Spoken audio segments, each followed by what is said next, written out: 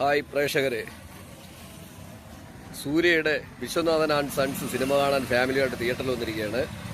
2.45 മണിക്കൂറാണ് പടത്തിൻ്റെ ദൈർഘ്യം.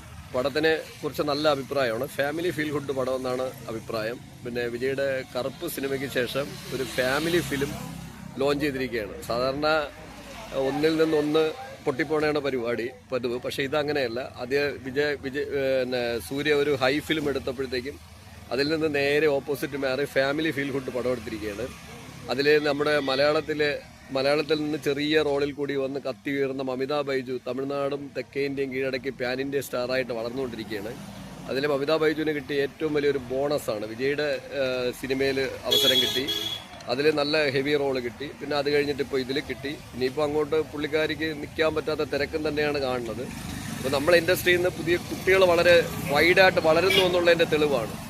ഇതിങ്ങനെ കുട്ടികൾ എങ്ങനെ വളരുന്നു എന്നുള്ള മനസ്സിലാക്കണം. അതിനുള്ള പ്രോത്സാഹനം നമ്മുടെ സ്കൂളുകളിലൊക്കെ കിട്ടുന്നുണ്ടോ എന്ന് ചോദിച്ചാൽ തീരെ ഇല്ലെന്ന് തന്നെ പറയേണ്ടി വരും. അവരവരുടെ ഇൻഡിവിജ്വൽ സ്കില്ലനുസരിച്ച് വളരുകയാണ്. പക്ഷെ നമ്മുടെ സ്കൂളുകളിലൊക്കെ നമ്മുടെ സിനിമാ മേഖല, നമ്മുടെ മറ്റ് പല മേഖലകൾ, ഇപ്പോൾ സ്പോർട്സ്, മറ്റു കാര്യങ്ങളൊക്കെ ഇൻ്റർനാഷണൽ മാർക്കറ്റുള്ള കാര്യങ്ങളൊക്കെ പഠനത്തിൻ്റെ കൂടെ റെഡിയാക്കി വിട്ട് കഴിഞ്ഞാൽ ഇതുപോലെയുള്ള ആയിരക്കണക്കിന് പേരെ നമുക്ക് സൃഷ്ടിച്ചെടുക്കാൻ പറ്റും. ഹോളിവുഡ് വരെ നമ്മുടെ പിള്ളേർ പോയി കീഴടക്കും. ആ നിലയിലിട്ട് ബോളിവുഡ്, ഹോളിവുഡ് എല്ലാം നമ്മൾ പോയി കീഴടക്കും.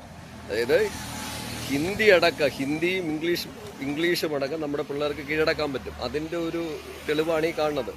അപ്പോൾ അങ്ങനെ നമ്മുടെ കത്തിക്കയറുന്ന നമ്മുടെ പിള്ളേരുടെ ഒരു സ്പെഷ്യാലിറ്റി കണ്ടുകൊണ്ടിരിക്കുകയാണ്. അപ്പോൾ ഈ സിനിമ പൊതുവെ ഒരു ഫാമിലി പടമായിട്ടാണ് പറയുന്നത്. ഫാമിലി പടം തന്നെയാണ്. 130 മുതൽ 150 കോടി രൂപ ബഡ്ജറ്റിലെടുത്തിരിക്കുന്ന പടം തിയേറ്ററിക്കൽ തന്നെ വിജയമാവുമെന്ന് ഉറപ്പായിട്ടുണ്ട്. 300 കോടി രൂപ ഓൾറെഡി ബിസിനസ് നേടിയ പടമാണ്. പക്ഷേ തിയേറ്ററിക്കൽ വിജയിച്ചാൽ മാത്രമേ ഡിസ്ട്രിബ്യൂട്ടേഴ്സിന് പേയ്മെൻറ്റും തിരിച്ചു കിട്ടുള്ളൂ.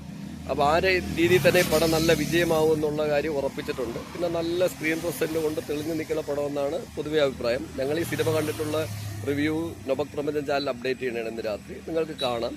പിന്നെ അതിലുപരി ഞാൻ പ്രിയ പ്രേക്ഷകരടുത്ത് പറയണമെന്ന് പറഞ്ഞാൽ ഇങ്ങനെയുള്ള സ്റ്റാറുകൾ, ഇപ്പോൾ മമിത ബൈജുവിനെ പോലെയുള്ള പുതിയ തലമുറയിലെ സ്റ്റാറുകൾ വളർന്നു അതുപോലെയുള്ള ആയിരക്കണക്കിന് സ്റ്റാറുകളെ സൃഷ്ടിക്കണമെങ്കിൽ നമ്മുടെ സ്കൂളിലെ എഡ്യൂക്കേഷൻ ലെവലിൽ നല്ല മാറ്റം വരേണ്ടതുണ്ട്.